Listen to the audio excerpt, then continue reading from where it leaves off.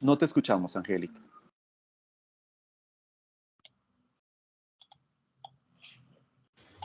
Perdón, estaba hablando con el micrófono cerrado. Bueno, buenos días. Les estaba preguntando, ¿me pueden confirmar si ven el puntero antes de iniciar? ¿Sí? Sí, ya. Listo, gracias. Bueno, buenos días para todos. El título de mi investigación es Fenología de agallas, tendencia poblacional y daños causados por Ophelinus migdanorum y su parasitoide Closterocerus camellium en árboles de Eucalyptus globulus en áreas periurbanas de Bogotá con parámetros de precipitación diferentes. La investigadora quien les habla, Angélica Lores Medina, y mi directora, la doctora Olga Patricia Pinzón Floriano. A modo de introducción, tenemos que las agallas inductoras de las avispas inductoras de agallas en el follaje son consideradas una amenaza para la reforestación con especies de eucalipto fuera de su zona de origen, es decir, fuera de Australia. Ophelinus y Leptosibe son dos géneros de avispas inductoras de agallas pertenecientes a la familia Eulophidae que se vienen dispersando en la última década desde Oriente Medio, Europa y América.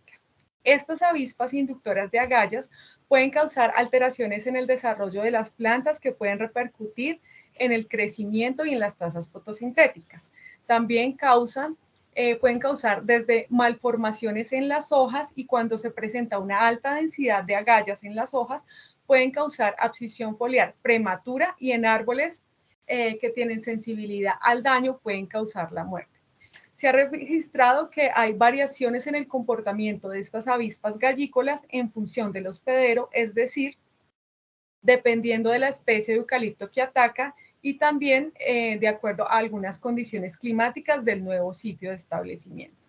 En América Latina han sido registradas principalmente atacando árboles de Eucalyptus camaldulensis y de Eucalyptus globulus en Argentina, Brasil, Chile, Uruguay y Colombia. Como problema de investigación tenemos que dentro del género Ophelinus se encuentra la especie Ophelinus migdanorum, la cual fue reportada por primera vez en Chile en el año 2019, asociada a plantaciones de Eucalyptus globulus y Eucalyptus camaldulensis. En Colombia, el primer registro de esta especie fue en el año 2020 en árboles de Eucalyptus globulus en la ciudad de Bogotá. Teniendo en cuenta que estos reportes pues son tan recientes, hay un desconocimiento en torno a cómo se comporta esta especie en este nuevo sitio, con estas nuevas condiciones, al daño que causa y al manejo que se le puede dar a esta especie en los Andes del Norte, donde estamos ubicados, y en general en América Latina. Hay que tener en cuenta también que Colombia cuenta con cerca de 58.000 hectáreas establecidas con especies de eucaliptus en plantaciones forestales, sistemas agroforestales y árboles aislados. Y en Bogotá tenemos aproximadamente 45.000 árboles plantados en espacio público, sin contar los árboles que están en los cerros orientales. Teniendo en cuenta de esta forma que las variaciones que mencioné con anterioridad relacionadas de las avispas gallícolas relacionadas con las condiciones climáticas del nuevo sitio y algunos estudios que se han realizado en Bogotá sobre plagas y enfermedades en árboles, donde se ha evidenciado que hay una relación entre la severidad del daño que causan estas enfermedades y estas plagas y el gradiente de precipitación, nos preguntamos si el régimen de la precipitación afecta la abundancia, la fenología de las agallas y el nivel de daño que causa Ophelinus migdanorum en dos áreas periurbanas de Bogotá.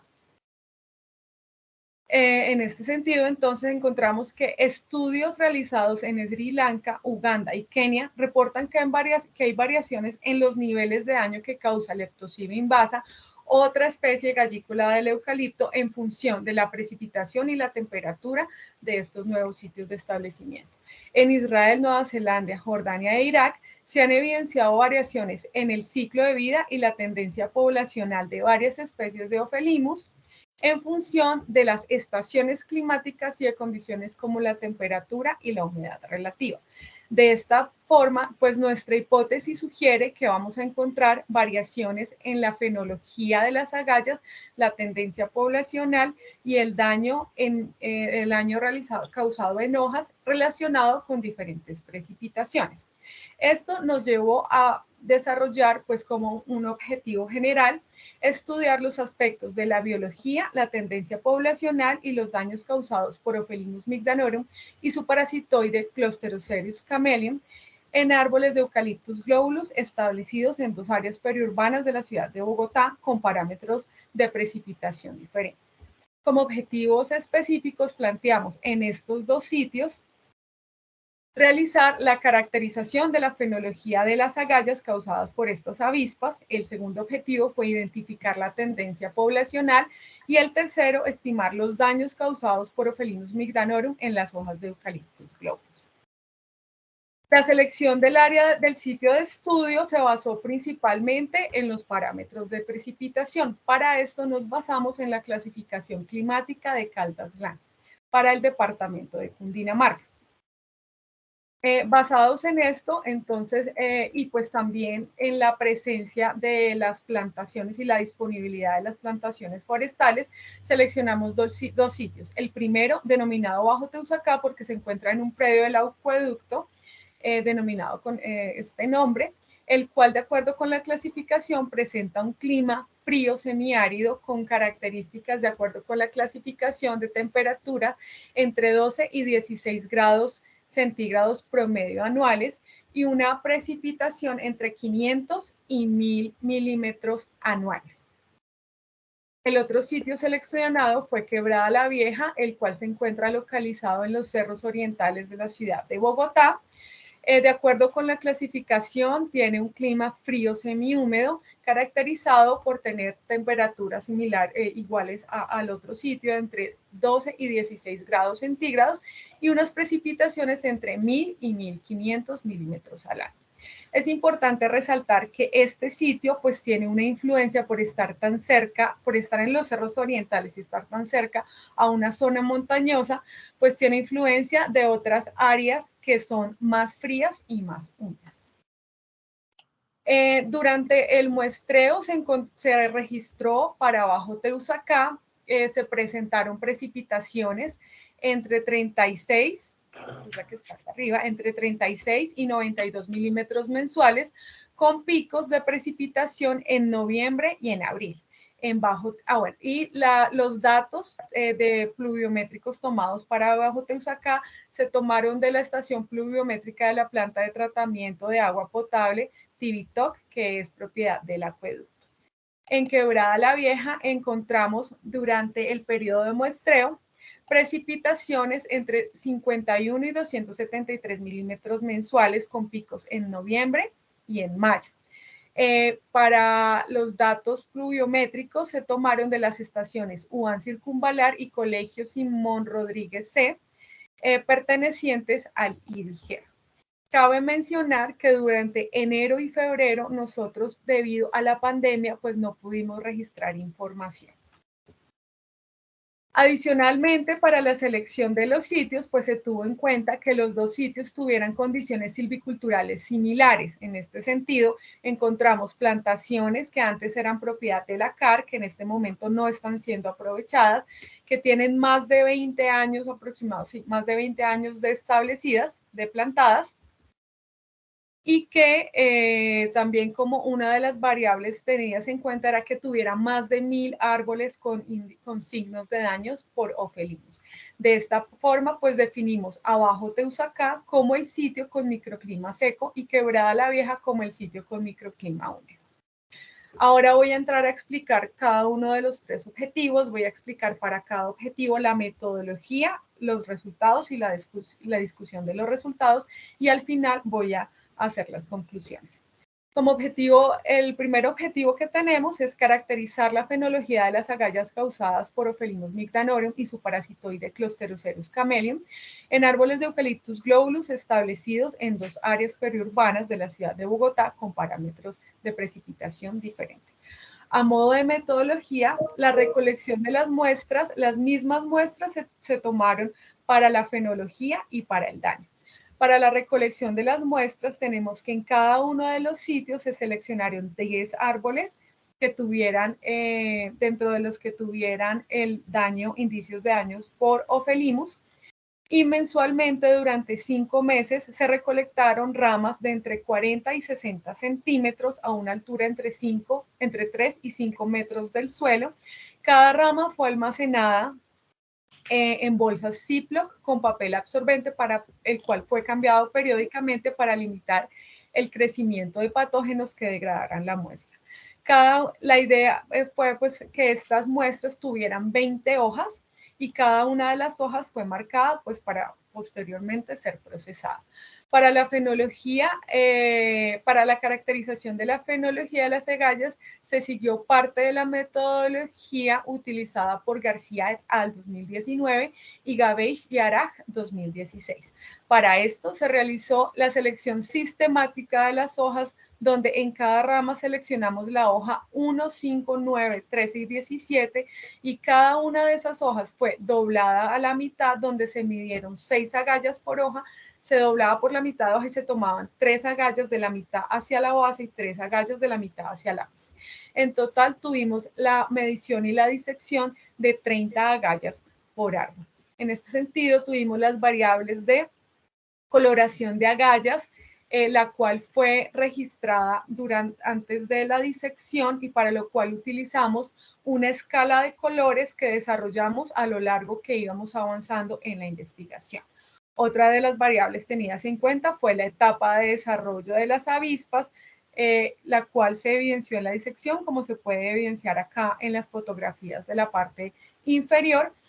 Y se diferenció por especie cuando fue posible, ya que en las etapas de larva y prepupa, pues no fue posible diferenciarlos, teniendo en cuenta que Ophelimus y Closterocerus son géneros de la misma familia de Eulophidae, y pues se hizo muy difícil la diferenciación de estos caracteres. Se registró también, se tomaron fotografías de cada una de las hojas y posteriormente, con ayuda del programa Zenlight, se registró el tamaño de las agallas. De esta forma tuvimos el porcentaje de agallas por etapa de desarrollo por sitio.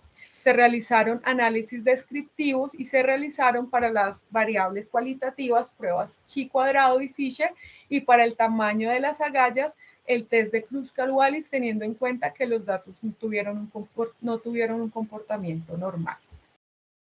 A modo de resultados, para el primer objetivo, como gran mensaje clave, tenemos que nuestro estudio sugiere que las dos avispas se desarrollan mejor en sitios con microclima seco que húmedo.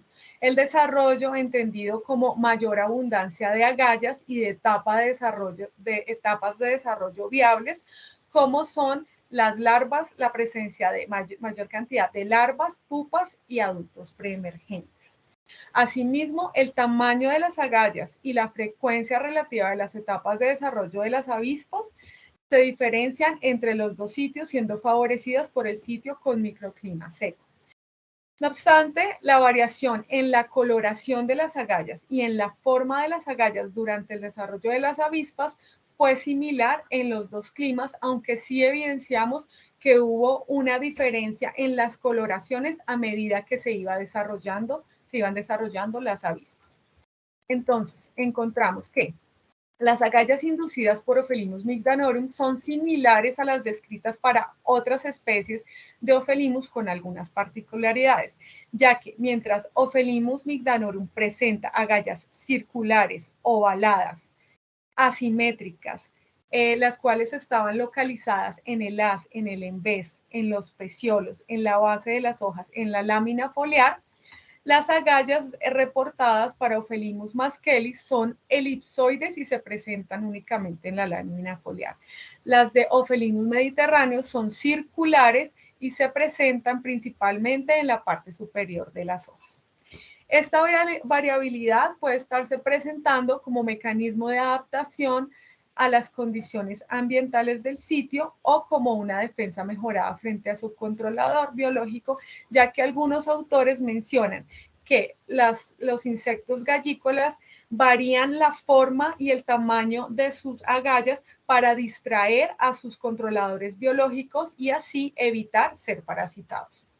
Asimismo, la coloración de las agallas, pues parece que también es una característica compartida con otras especies del género Ophellimus con algunas diferencias, ya que nosotros encontramos principalmente para las agallas de Ophellimus que son de tonalidades de coloraciones verde amarillentas y hacia la senescencia tienen unas tonalidades café, mientras que las agallas de Ophellimus maskeli son principalmente de tonalidades púrpura y rojiza y las de O. maskeli de tonalidades marrón. La variación en la coloración también puede estar asociada, de acuerdo con algunos autores, con el hospedero y la exposición al sol. Protasov encontró que las agallas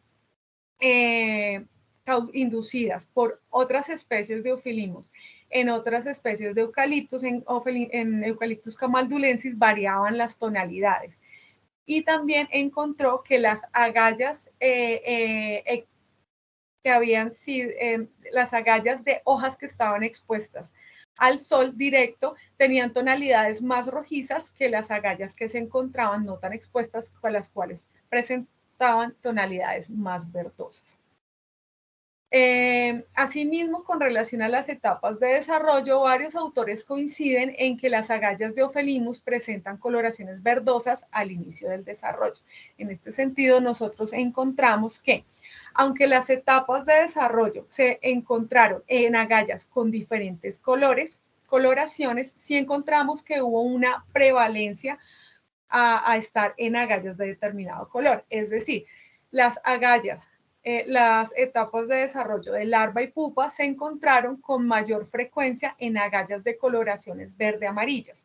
Los adultos se encontraron principalmente en agallas de color oliva y los orificios de emergencia en agallas con tonalidades café. Por otro lado, las condiciones de microclima parecen estar afectando el desarrollo de las avispas.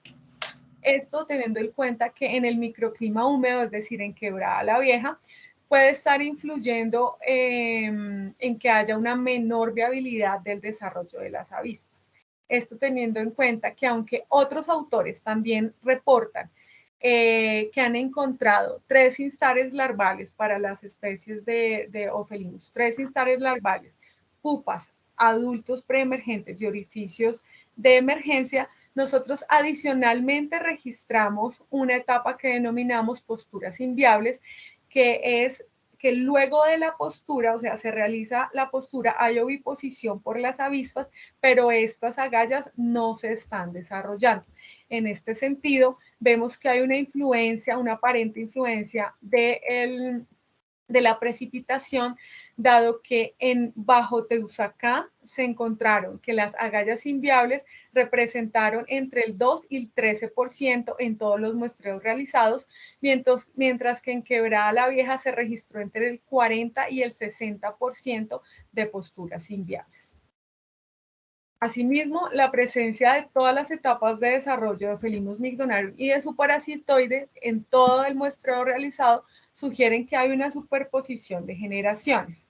Y aunque la tendencia para otras especies de Ophellimus es a presentar entre 1 y 4 generaciones en países meridionales y australes, Ophellimus migdanorum mostró un comportamiento multivoltino, lo cual pues es una condición que ha sido observada también en otros países tropicales como Uganda y Kenia, donde también encontraron generaciones superpuestas de Leptosive invasa con presencia de adultos durante todo el año.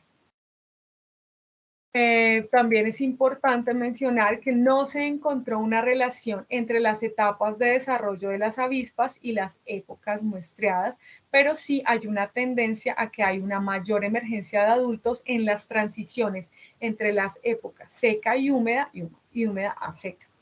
En este sentido, aunque nosotros esperábamos encontrar como para otras especies fitófagas, esperábamos encontrar de pronto que para determinada época encontráramos larvas, para otra época pupas y para otros adultos. En este caso, pues se encontraron todas las etapas de desarrollo en todos los muestreos. Se encontraron en Bajo Teusacá, que en marzo, cuando se está presentando una transición entre la época seca y la época húmeda, se encontró mayor porcentaje de pupas, orificios de emergencia de salida y una buena representación de adultos. Y en mayo, que es la transición de húmedo a seco, se encontró una mayor porcentaje de larvas. En Quebrada la Vieja sucede algo similar, ya que en diciembre, cuando es la transición de húmedo a seco, se encontró una mayor representación de larvas, de pupas y de adultos. Y en mayo, que es una transición, pues, digamos que un poco más marcada, menos marcada, perdón, se encontró una buena representación de orificios de emergencia. Esto se podría homologar con los registros para zonas templadas, donde las emergencias de las primeras generaciones fueron reportadas en primaveras y en primavera y las subsiguientes en los meses cálidos. Se encontró también que hay una variación en el tamaño de las agallas que estuvo relacionada con las etapas de desarrollo de las avispas y los microclimas de los sitios estudiados. En este sentido, se encontró que en Bajo Teusacá las agallas fueron siempre más grandes que en Quebrada la Vieja. También se encontró que las etapas de desarrollo más avanzadas, como son los adultos preemergentes y los orificios de emergencia, presentaron en los dos sitios las agallas más grandes, mientras que posturas inviables y larvas presentaron las agallas de menor tamaño. Estas variaciones en el tamaño también han sido relacionadas con el tipo de tejido en el cual se desarrolla la agalla y con el hospedero. Algunos autores han encontrado que agallas inducidas por estas avispas en Eucalyptus camaldulensis son más grandes que las registradas para Eucalyptus globulus. Bueno, para el segundo objetivo que tenemos, que es identificar la tendencia poblacional de Ophelinus migdanorum y su parasitoide Closterocerus camellium en árboles de Eucalyptus globulus establecido en las dos áreas periurbanas de la ciudad de Bogotá con parámetros de precipitación diferentes. Tenemos que utilizamos para este, instalamos trampas atrayentes y adhesivas. Instalamos 5 trampas por cada sitio y quincenalmente durante 5 meses hicimos el montaje y el desmontaje de estas trampas. En estas trampas son platos verdes de 15 centímetros de diámetro donde hicimos la recolección o el registro de Ophelinus, que es la que está en la parte superior, y Closterocerus camallium, que es la que está en la parte inferior. Asimismo, hicimos la diferenciación de los sexos por especies. Para esto utilizamos una metodología de aclarado, para lo cual las avispas fueron sumergidas en KOH al 10% durante 24 horas. Posteriormente, con ayuda del estereoscopio y un lente de 2X, hicimos el reconocimiento de la morfología de los genitales externos, que en este caso es el ovipositor, que como podemos observar para Closterocerus camellium es bastante evidente, y en Ophelinus migdanorum, aunque es de menor tamaño, también es bastante evidente. Todas las avispas recolectadas, tanto de fenología como de las trampas, se les hizo la diferenciación de sexos y obtuvimos en todas hembras. Para este objetivo, entonces, las variables que tuvimos fueron número de avispas por especie, para tener el número de avispas por especie, por fecha, por sitio. Realizamos análisis descriptivo y la distribución de Poisson. Como resultados tenemos que los valores contrastantes de abundancia de Ophelinus migdanorum y de su parasitoide en los dos sitios sugieren una influencia del microclima sobre las poblaciones de las avispas. Esto se evidencia ya que, como lo ven en esta gráfica, hay una mayor abundancia de las dos especies en Bajo Teusacá que en Quebrada la Vieja. En este sentido, encontramos que en Bajo Teusacá en promedio se registraron 10 individuos de Ophelinus y 53 de Closterocerus, mientras que en Quebrada la Vieja registramos un individuo promedio de Ophelinus y 2 de Closterocerus. Sin embargo, pues las tendencias en cada sitio son diferentes. Otras especies gallícolas del eucalipto como Felinus masqueli y Leptospira invasa también han mostrado un mejor desarrollo en épocas y zonas cálidas. Aunque desafortunadamente nosotros no pudimos contar con las variables, con los datos de temperatura, se sugiere que Quebrada la Vieja, como les mencionaba al inicio cuando hacía la descripción del sitio de estudio, Quebrada la Vieja puede estar teniendo una influencia de esas zonas cercanas que son más frías y más húmedas, lo que puede estar generando una sensación térmica menor en Quebrada la Vieja y puede estar influyendo en la abundancia y en el desarrollo de estas avispas. Asimismo, se evidenció en los dos sitios que Closterocerus es más abundante, fue más abundante en el 80% de los muestreos en Bajo Teusacá que Ophelimus y en el 50% de los muestreos en Quebrada la Vieja, lo que evidencia pues que hay un éxito, que el parasitoide está siendo exitoso en controlar a Ophelimus en condiciones no controladas, es decir, sin haber realizado liberaciones previas. Lo cual coincide con otros reportes. En Portugal encontraron también mayores poblaciones de Closterocerus que Ophelimus en condiciones no controladas, y se contradice un poco con lo encontrado en Chile, donde en condiciones naturales se encontraron mayores poblaciones de Ophelimus que de Closterocerus. Asimismo, como les mencionaba, pues no hay unas tendencias muy marcadas para los periodos, aunque en Bajo Teusacá pues no se evidencia una relación entre las épocas de lluvia y las abundancias de las dos especies. En Quebrada la Vieja sí se evidenció que hay una mayor abundancia de las dos especies en los periodos con menores precipitaciones. El objetivo 3 y último objetivo es estimar los daños causados por Ophelinus migdonarium en las hojas de Eucalyptus globulus en las dos áreas periurbanas de la ciudad de Bogotá. La metodología, como les mencionaba, entonces utilizamos las mismas muestras, las 20 hojas marcadas que seleccionamos para fenología.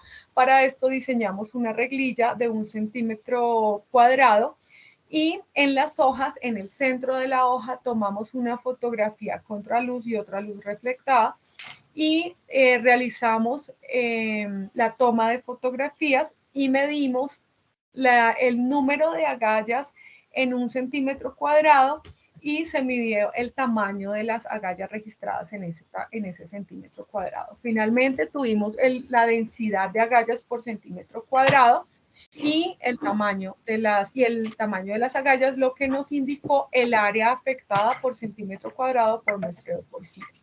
Se realizó análisis descriptivo y se trabajaron los datos con el test de Kruskal-Wallis, teniendo en cuenta que los datos pues no tuvieron un comportamiento normal. En total se realizó la medición de 2.000 observaciones.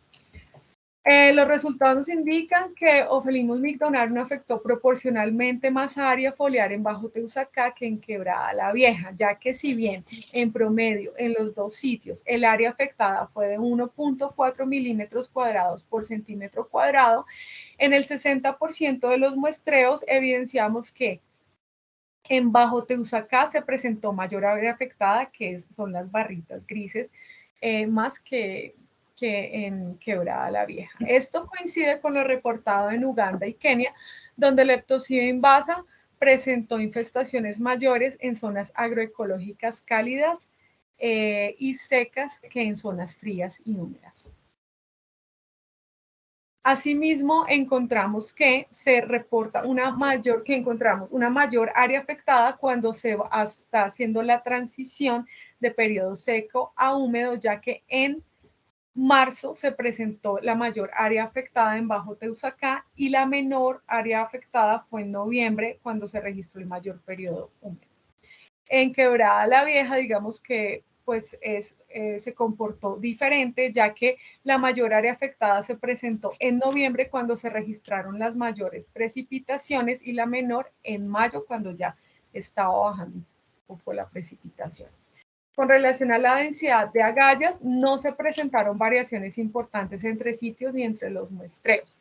Se encontró también que la densidad Para Bajo Teusacás, la mayor densidad de agallas se presentó en diciembre, donde estaba empezando a bajar las precipitaciones, y en Quebrada la Vieja coincidió con el periodo donde se registró la mayor área afectada. La densidad de las agallas, tanto en Bajo Teusacá como en Quebrada la Vieja, que fue en promedio de 30 agallas por centímetro cuadrado, es mayor que la reportada en Carvala, donde se reportaron 19,87 agallas por centímetro cuadrado en hojas de Eucalyptus camaldulensis, más o menos con las mismas condiciones de temperatura. Sin embargo, pues hay que destacar que no sabemos si ellos también incluyeron las agallas inviables, de posturas inviables, o solo incluyeron las posturas inviables. Hay que tener en cuenta también que, adicional a los daños directos que se causa por la inducción de las agallas, pues también hay que considerar que, de acuerdo con lo mencionado por algunos autores, esta inducción puede causar consecuencias fisiológicas en el árbol que puede influir en el crecimiento de los árboles o en las tasas fotosintéticas, lo cual serían variables importantes a considerar en futuros estudios. Bueno, a modo de conclusiones, ya finalizando, tenemos que las poblaciones de las dos avispas son multivoltinas con superposición de generaciones y compuestas solo por hembras, donde es importante resaltar que la coloración de las agallas y el tamaño de las agallas nos permiten estimar la etapa de desarrollo en la que se encuentran las avispas. Como les mencionaba, evidenciamos que a medida que avanzaba la etapa de desarrollo de las avispas, las agallas iban tornando de una coloración verdosa a una coloración café. Asimismo, nuestros resultados pues respaldan el efecto que habíamos mencionado de las condiciones climáticas, que en este caso hablamos específicamente de la precipitación, sobre el desarrollo y el nivel de daño de las dos especies de avispas en los nuevos sitios de establecimiento, donde sitios con menor precipitación favorecieron la abundancia de las poblaciones, el tamaño de las agallas, la viabilidad de las agallas y el porcentaje de área afectada por Ophelinus micranor.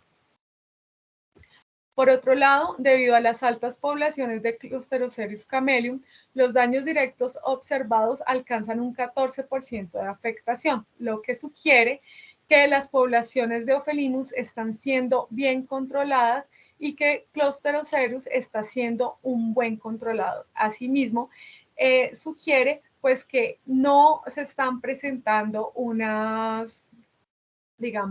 problemática significativa sobre las especies de eucaliptos. Finalmente, pues este estudio amplía el conocimiento acerca de las limitaciones de establecimiento de Ophelinus fuera de su lugar de origen y destaca la presencia de agentes controladores como Closterocereus chamaelium. También esto nos orienta sobre la necesidad de implementar acciones de manejo preventivas. En este caso serían monitoreos que nos permitan evidenciar y detectar el momento indicado en los cuales se debería entrar a tomar acciones correctivas para tener controladas este tipo de poblaciones. Asimismo, sirve como base para la planificación del establecimiento tanto de plantaciones forestales como de árboles en espacio urbano. A modo de recomendaciones, quiero concluir mencionando que sería conveniente en futuros estudios realizar comparaciones entre diferentes especies de eucalipto para evaluar la susceptibilidad del daño, ya que, como he venido comentando durante toda la presentación, otros autores han evidenciado que se encuentran diferencias entre las especies, y teniendo en cuenta que Colombia tiene varias especies establecidas en plantaciones comerciales en diferentes rangos altitudinales, pues sí es importante saber y conocer si existen diferencias entre estas especies. Asimismo, se recomendaría realizar estudios donde, bajo condiciones controladas, se liberen las avispas en árboles jóvenes, puede ser, donde se pueda evidenciar si el daño de las avispas causa una alteración en el crecimiento, en las tasas fotosintéticas o en general en el desarrollo de las plantas, que puedan llegar a implicar daños económicos o afectaciones económicas al sector forestal. Finalmente, pues cabe mencionar que si bien este estudio mostró la relación de la precipitación en el desarrollo de las avispas, pues no se pueden descontar otras variables climáticas y de sitio como son el tipo de suelo, la pendiente, la cercanía a centros poblados y las asociaciones con otras especies vegetales, las cuales pueden estar influyendo en el desarrollo de la especie y su comportamiento en estos nuevos sitios de establecimiento. Finalmente, pues quiero agradecer a todas las personas que hicieron parte de este proyecto, empezando por mi directora, a quien le agradezco mucho por todo el apoyo que he recibido durante todo el proyecto, la paciencia que ha tenido y todo el apoyo. También pues a mi familia, que ha estado ahí inclusive haciendo de vaquianos, a la Universidad Distrital por la disposición y pues por haber permitido el desarrollo del estudio, el uso de las herramientas, el uso de las instalaciones, al profesor Giovanni, quien pues ha hecho unos aportes muy importantes en mi tesis, a todos los profesores que de una u otra manera durante todo el desarrollo de la, de la investigación aportaron a este proyecto, al asistente de laboratorio de sanidad, que pues me apoyó durante todo el proyecto, a todas las personas que, también muy especialmente al acueducto, a la empresa de acueducto de alcantarillado, la cual permitió que yo ingresara a sus predios a hacer los muestreos y también facilitó los datos pluviométricos de TikTok. A todas las personas que estuvieron involucradas en el proyecto, pues muchas gracias. Angélica, muchísimas gracias, súper ajustada en el tiempo, felicitaciones. Entonces, podemos dar inicio a la discusión académica. Profesor Diego, profesora Gloria Pamela, el tiempo es de ustedes. Yo creo que démosle la palabra primero a la profe Gloria, entonces, adelante.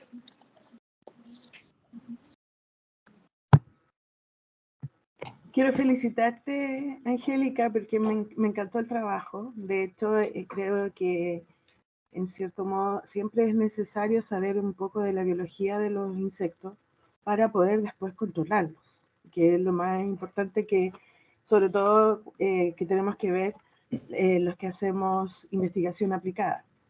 Yo te quiero hacer solamente un par de preguntas, porque si bien es cierto, estamos frente a un problema bastante grave, yo, por lo menos en mi país, yo lo considero grave, he visto mucha relación con patógenos. ¿Tú viste dentro de tu estudio y muestreo relación con patógenos de parte de Ofelinus? Bueno, no, realmente no. En las muestras en las que nosotros tomamos solamente encontramos agallas y sí encontramos presencia de ácaros, pero en las muestras que ya estaban como más maduras, ¿sí?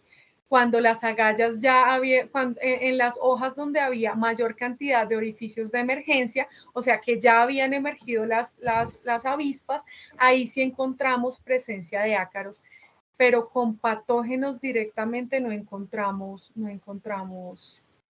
Disculpa, y aprovechando un poco esa coyuntura, el ácaro que viste, ¿era un ácaro micófago o un ácaro muy rápido, predador? Uy, no sabría decirte la verdad. No, ya, Sí no te preocupes, es curiosidad, es curiosidad. Sí, Porque sí, no, la verdad esos no. puntos podemos tomarlos después para otros estudios, son Claro que sí, es bastante muy interesantes. importante. Porque la idea es encontrar más controladores biológicos, porque considero que Closterocerus, por lo menos por lo que veo en tu país, lo está haciendo espectacular. Acá en Chile, lamentablemente, no es así, ¿ya? Bueno, pero sigamos con la... Esa es la pregunta. ¿Distinguiste las agallas con parasitismo de parte de Closterocerus respecto a las formadas por Ofelinus? Hubo una diferencia de color porque lo que observamos nosotros acá es que la agalla que está parasitada por Closterocerus no cambia de color. No sé si tú observaste lo mismo. No, desafortunadamente no, porque digamos que inicialmente esa era la idea. Por eso hicimos la escala de colores, para ver si había, y nosotros empezamos a hacer una escala de colores, donde identificábamos, aquí está Closterocerus, qué color de agalla, qué tamaño de agalla. Al final, cuando tuvimos todos los datos y mezclamos todo, nos dimos cuenta que no se podía diferenciar por especie.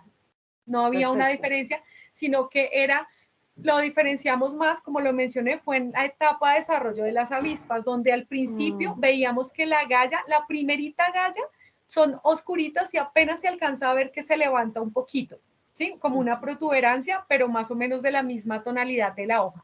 Ya cuando empieza la larva a crecer, se empieza a tornar de una coloración verde más clara, una coloración verde amarillenta, pasa luego cuando está madurando por una coloración verde oliva y en la senescencia ya se empieza a tornar café, inclusive hay unas, encontramos unas, sino que fueron muy poquitas, por eso digamos que no las mencioné porque no fue significativo el número, que tenían unas tonalidades rojizas, como rojizas hacia el final, pero no estuvo relacionado. Intentamos hacer esa relación con las especies, pero no nos dieron resultados esas relaciones. Ahora, lo que descubrimos que hay una diferencia, un polifinismo dentro de la misma especie, tanto de Ophellimus como de Closterocerus. Me da la impresión que los Ophellimus de menor tamaño son los que están principalmente en las láminas de la hoja. Y los de mayor tamaño probablemente estén en el pecíolo. Tú viste, cuando observabas en terreno, porque viste en ramas ataque de Ophellimus. En ramas sí. Se encontraban las ramitas, de hecho en Bajo Teusacá. En Bajo Teusacá era impresionante llegar a campo porque tú llegabas a ver el árbol y veías las ramas todas llenas de huequitos. Y esas hojas que estaban en esas ramas llenas de huequitos, ¿cómo estaban? ¿Estaban secas, estaban ennegrecidas, estaban verdes todavía?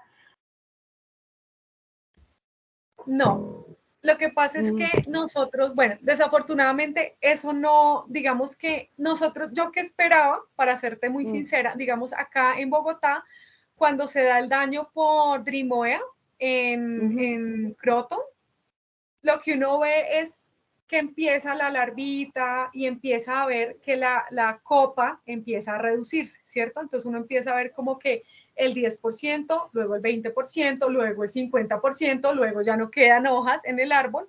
Nosotros esperábamos ver algo así en eucalipto, pero no fue así. Lo que nos encontramos es que cuando íbamos a muestrear, yo esperaba ver como una disminución en la cantidad de hojas o por lo menos en la copa de los árboles que fuera evidente el daño, pero no había digamos que una disminución de copa o una afectación que fuera evidente a las hojas, que fuera disminuyendo, ¿sí? O que fuera provocando una defoliación del árbol, no fue así.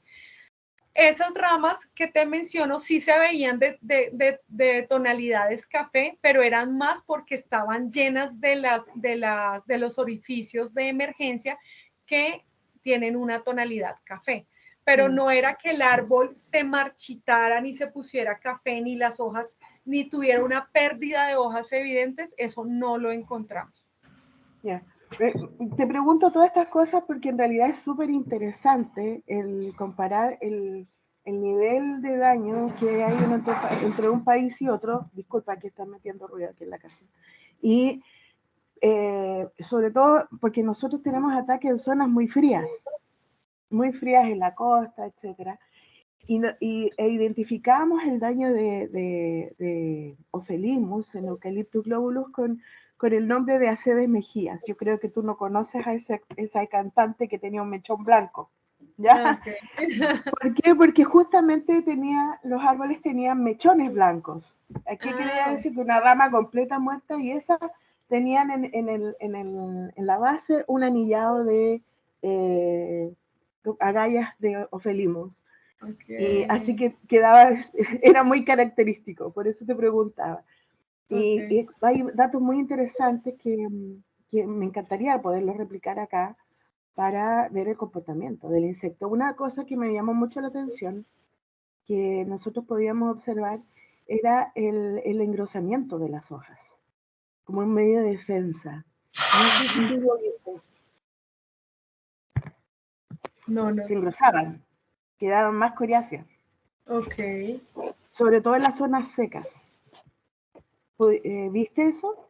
No, la Ya. verdad, no. Nosotros, lo que pasa es que acá, pues lo que yo he notado es que el eucalipto cuando ya va a defoliar, tiene las hojas coriáceas, pero pues digamos que no fue algo, digamos que es muy interesante y es muy interesante tener esa observación que tú dices para un futuro estudio, porque pues nosotros realmente no consideramos esa variable como de la textura de la hoja, ¿sí?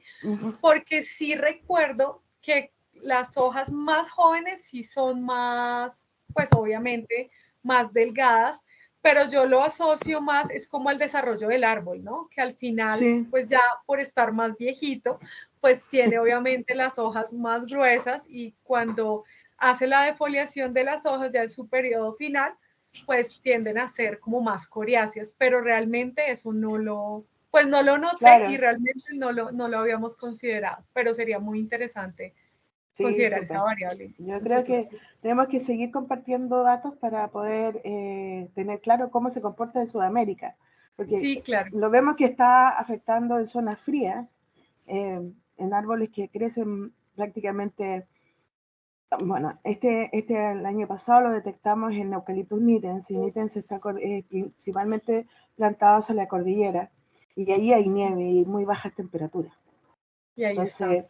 se Imagínate. comporta bien, imagínate. Se está adaptando súper bien al trópico. Sí, muy bien, muy a bien. los Andes.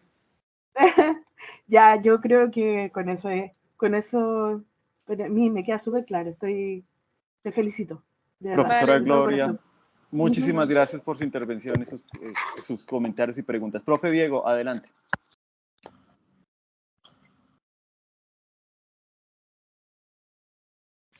Gracias. Primero, felicitar entonces a Angélica, a la profesora Patricia. Me parece un trabajo muy coherente desde el título hasta las conclusiones. Pues por ahí hay observaciones al documento que yo envié, creo que algunas se tuvieron en cuenta. Entonces básicamente voy a comentar por cada objetivo al menos un par de preguntas, pero en miras de pronto a contribuir a un poco más para entender el contexto de la investigación. Y pienso que, bueno, según revisé con el texto y ahora que te escucho, esta es digamos que el contexto es que es una primera aproximación de este problema, digamos, en Colombia. Y para hacer una primera aproximación me parece que está muy bien hecha. Es un ejercicio muy riguroso y cada una de las partes pues creo que está clara. Pero para aclarar todavía más, a mí entonces con respecto al primer objetivo, pues me queda claro entonces que, digamos, la justificación del estudio es un poco ver el problema en campo, ¿verdad? Entonces, primera pregunta, quisiera saber, en términos de tamaño poblacional de Eucalyptus globulus, tú mencionas que en cada zona hay como más de 1000 árboles individuos de eucaliptus. ¿Es así? O sea, no hay con certeza un tamaño poblacional de eucaliptus en cada uno de los sitios. No. No, nosotros digamos que esa variable, o sea, consideramos la variable en el sentido de que tuviéramos una población abundante, pero digamos que desde el principio el objetivo era hacia el árbol, ¿sí? Hacia cada uno de los árboles, o sea, como bien lo mencionas y como lo mencioné, este estudio es el primero y es una aproximación, ¿sí? Digamos que esa variable que tú mencionas, pues es muy importante y sería muy importante tenerla en cuenta a futuro, porque allí pues podríamos hablar de intensidades, ¿no? Podríamos hablar de intensidades y podríamos evaluar en una población teniendo unas parcelas de esa población cuántos árboles están afectados realmente, pero sí, desde el principio no lo contemplamos así, contemplamos más iniciar a ver cómo se comporta dentro del árbol y dentro del árbol específicamente en la hoja, ¿sí? Porque pues como menciono es exploratorio y la idea pues era tener más o menos una idea de si realmente el daño aquí en Colombia tenía una magnitud como para definir un plan de manejo o pues de pronto llegar a ser una alarma o una alerta a los reforestadores para que tuvieran en cuenta pues esta problemática que antes no había sido tenido en cuenta dentro de las plantaciones forestales y dentro de los planes de manejo integrado de plagas para el eucalipto. De acuerdo, Angélica. Entonces, como mi sugerencia, porque estoy seguro que deben pensar en publicar la investigación, creo que haría falta un poco en algún momento del texto mencionar, digamos, eso, porque cuando hablan de que se escogieron 10 individuos de cada uno de los sitios, entonces esa es la primera cosa que uno piensa, bueno, pero qué tan grande era la población y también si, digamos que en una población de una plantación o de un bosque natural, es importante la ubicación del individuo, o sea, individuos de interior, individuos de borde, las intensidades de luz son diferentes, los efectos de factores climáticos como viento y la misma precipitación pueden cambiar. Entonces, creo que hay que mencionar algo de eso y no que no se haya tenido en cuenta. Precisamente eso da más fortaleza a que la aproximación quizá se puede interpretar mejor, ¿sí? Okay. O sea, no decirlo vacío ¿sí? Del resultado con respecto a variables grandes. Entonces, es una sugerencia para que de pronto tengan en cuenta. Vale, muchas gracias. Y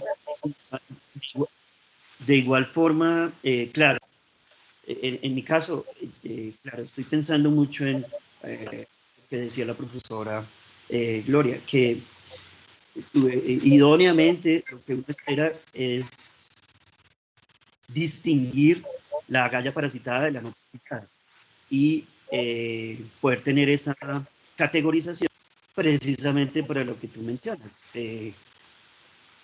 prácticas de manejo o estimación de daño. Bueno, vamos a hablar de eso. Entonces, creo que de entrada también hay que decirlo, esa dificultad que por lo menos en este estudio se presentó, de no poder distinguir desde la agalla cuál era estado parasital, no. Sí. Eso es con respecto al primer objetivo. Con respecto al segundo objetivo, solamente voy a hacer esta pregunta y es, bueno, creo que la profesora también ya se adelantó un poco y es que aquí se vio el efecto del microclima. Pero tengo la inquietud si cuando evaluaron las hojas podían haber en cada hoja o en cada sector de la hoja quizá otros factores que puedan estar incidiendo en el número o el tamaño o la forma de las agallas que encontraron. Por decir algo, hongos, otras agallas, otros herbívoros, qué sé yo. No, pues lo que nosotros, digamos que con relación a la parte fitosanitaria, en los dos sitios, digamos que lo que se encontró era que el principal daño causado en los árboles era por ofelinos. Si bien de pronto, pues como te menciono, seguramente eventualmente habría, no sé, yo no los vi, pero habría de pronto algún otro fitófago eventualmente, pero nosotros en general lo que vimos fue el daño por ofelinos.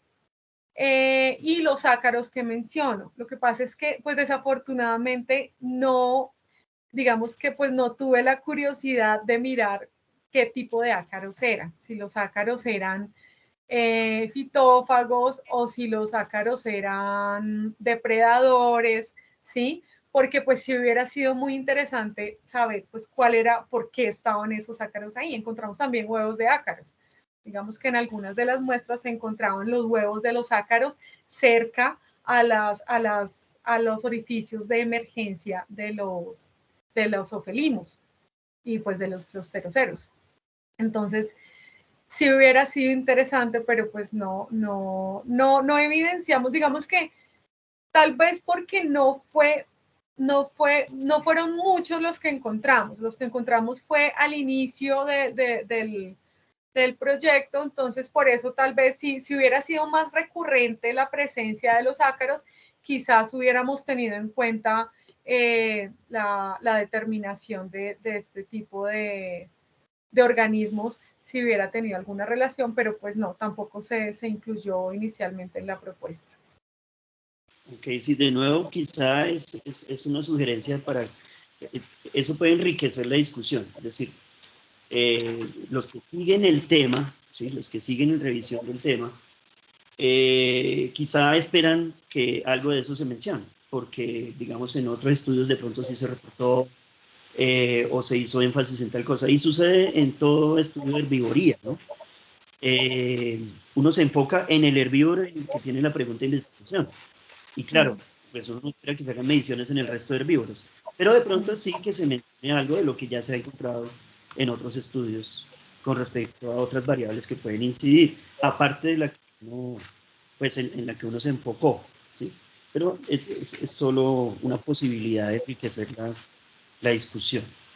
Y bueno, Claro ya que para sí. terminar, perdona, ya para terminar, pero en relación a la primera observación, el tercer objetivo para algunos que puedan estar pensando en la plantación o en la contribución de esta primera aproximación para la estimación de daño o así, ¿pensarías entonces que a partir de este estudio es posible, o sea, qué tan posible es estimar daño? O sea, por Ofelimus en esta especie de eucaliptus a partir de estos datos. O sea, los 10 individuos escogidos, las 20 ramas y las hojas escogidas y los sectores de hojas escogidos, finalmente, ¿qué tan cerca o qué tan lejos estarán de una estimación más cercana a la realidad?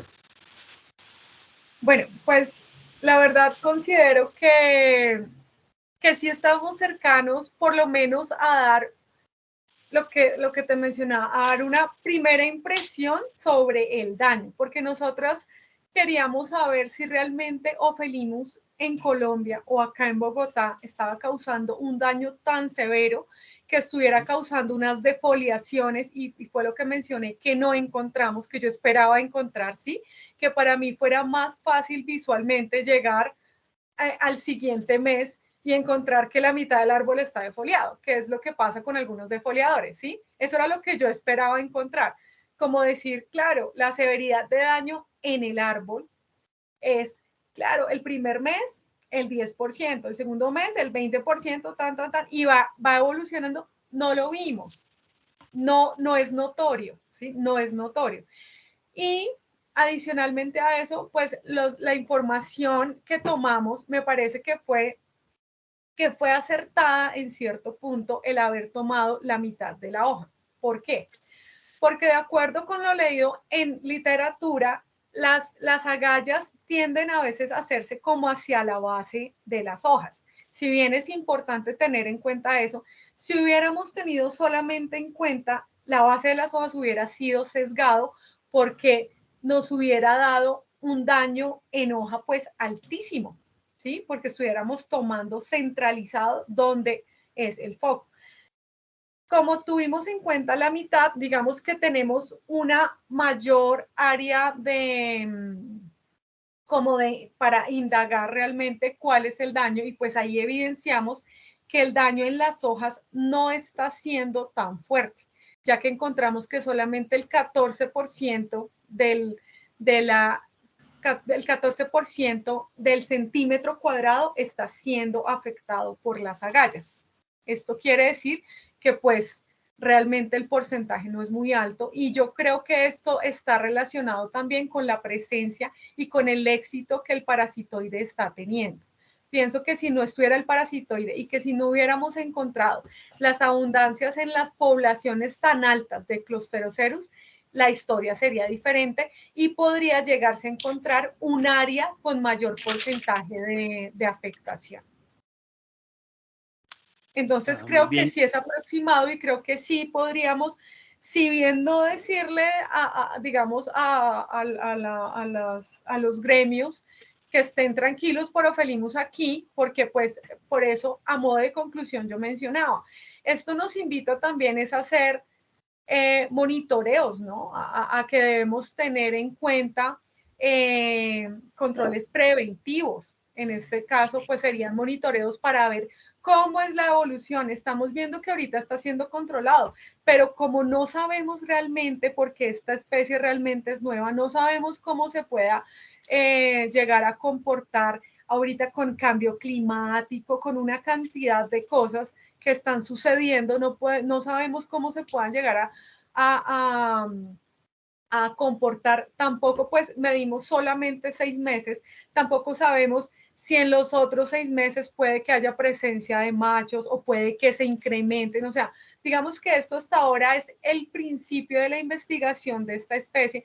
Entonces, si bien no podemos decir al gremio forestal, no, pues pueden estar tranquilos que Ophelimus solo tiene el 14%, afecta solo el 14%, sí podemos decir que ahorita, como lo estamos viendo, no se ha salido de control, y la invitación es mejor a que sigamos haciendo investigación en estos aspectos para que podamos tener un monitoreo y podamos atender. En el caso de que se llegue a dar, pues se llegue a salir la población de control, pues podamos tener un manejo oportuno de estas problemáticas. Bueno, excelente. Angélica, gracias por tus respuestas, y de nuevo felicitaciones a ti y a la profesora Patricia. Tienen toda una vía de investigación y con un buen comienzo, al menos en esos 3 tópicos. Hay mucho por hacer. Vale, muchas gracias a los dos jurados por todos sus aportes al documento, porque realmente fueron muy enriquecedores, y todos los comentarios que hicieron serán muy tenidos en cuenta porque son muy valiosos para futuras investigaciones. Muchas gracias de verdad por estar aquí también. Profe Diego, muchísimas gracias. Ahora podemos darle paso. Tiene un tiempo la profesora Olga Pinzón para hacer su intervención antes de que entren a la sala deliberatoria. Por favor, profe Gloria, profe Diego, ¿me confirman si les llegó una invitación a una sala deliberatoria? Perfecto. A esa sala que tienen que ingresar una vez termine la profesora Olga Patricia. Listo, profe Olga, adelante. Bueno, nuevamente muchísimas gracias a los 2 jurados, doctora Gloria, doctor Diego Campos, por ese trabajo minucioso que se tomaron y que nos dieron una serie de puntos de vista que de pronto no habíamos considerado inicialmente, muy valiosos para enriquecer el documento, y como ustedes mismos lo han dicho, para futuros trabajos. Angélica todavía es muy joven y se ha mostrado muy interesada por este problema, así que ella tiene muchos temas pues por desarrollar. Quisiera, bueno, pues lógicamente felicitar a Angélica por la presentación. Ella ha hecho un esfuerzo profesional y personal muy grande en este trabajo, dadas las condiciones pues que nos tomaron al inicio del trabajo. Muy interesada, como muy buena entomóloga, y resalto pues que este es un trabajo pionero que seguramente va a ser muy importante para la reforestación en Colombia, dado que Colombia está jugada, llamémosla así, con las especies de eucaliptus. Si bien no tanto con glóbulos, no sabemos la incidencia de oferimos en otras especies que se plantan en Colombia, pero definitivamente pues es una de las plagas que se está considerando como de las más importantes a estudiar, así que este es un trabajo importante. Con Angélica, dado que ella es ingeniera forestal, se buscó mediar un poco entre la parte biológica, taxonómica y aplicada. Y creo que ella hizo bien su presentación en ese sentido, porque si bien la parte biológica es muy importante, los reforestadores esperan qué podemos hacer además de saber que hay una avispa, conocer más para tener elementos de manejo, y creo que es un buen aporte pues, de Angélica en ese sentido. Básicamente eso, ustedes mencionaron algunos aspectos sobre la posible incidencia de patógenos o de otros fitófagos.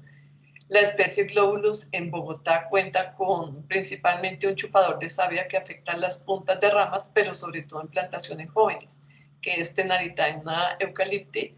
Hay un pequeño reporte de Tenaritaina spatulata, pero parecería que no compiten realmente entre los tres, ¿no? Parecería, sin embargo, estoy hablando sin tener, pues, haber hecho estudios muy específicos de qué correlación hay entre la presencia de todos, pero son chupadores de savia sobre todo. Y hay algunos indicios de Gonypterus llegando a la sabana de Bogotá, que ya sería un defoliador. Pero en principio lo que se observa en las áreas donde Angélica estudió es la presencia principalmente de esas agallas que creemos que llevaban un tiempo, pero dado su pequeño tamaño son dificilísimas de estudiar. Estudiar un insecto de menos de 1 milímetro es realmente un reto, ha sido quizás lo más difícil de aproximar en este trabajo. Angélica menciona pues, que se quería dar una herramienta de campo que uno dijera, mira, las de color verde son parasitadas, las otras no. Es un trabajo realmente muy, muy difícil. La avispa que está mostrando Angélica en este momento tiene 1 milímetro y su parasitoide un tamaño similar, así que es realmente un reto el estudio de este insecto. Entonces, bueno, en términos de otros fitófagos no hemos tenido, y existe todavía lo que mencionaba la profesora Gloria, si hay algunas posibilidades de pensar en qué pasa con otros patógenos, aunque en realidad el glóbulos en las condiciones de estudio acá no tiene muchos registros de problemas con patógenos como manchas, como cáncer. No está muy estudiado, pero en lo que se observa pareciera que no tuvo una competencia, llamémoslo así, en el estudio que se realizó, pero es otro tema que vale la pena considerar. Creo que estas eran mis principales comentarios, y nuevamente muchas gracias a todos. Profe Olga, muchísimas gracias. Entonces, pues damos paso a la deliberación. Entonces, profe Diego, profe Gloria, ustedes determinan si autorizan que la profe Olga pueda estar presente en la sala deliberatoria y participar, pues, de pronto de esa discusión que ustedes van a tener allá. Ya la sala está abierta, entonces, pues, ustedes le indican a ella si puede ingresar. Ella también tiene el enlace. Yo por mi parte no tengo problema, al contrario, creo que está bien que ella esté presente. Perfecto. Sí, No sé, Diego, ¿tú qué opinas? Bienvenida, profe Patricia. Sí, nos vemos, Pati. Muchas gracias. Perfecto. Entonces, una vez ya está abierta la sala, me dan un instante. Entonces, una vez ella haya la deliberación, recuerden que debemos volver a esta sala. Pero aquí yo ya Sí. me ausento, yo hago la introducción allá en la sala deliberatoria, y ya para el retorno, entonces, por favor, Patricia, te recomiendo que puedas cerrar la sesión. En este momento yo detengo entonces la grabación, que soy el que tiene aquí aparentemente como el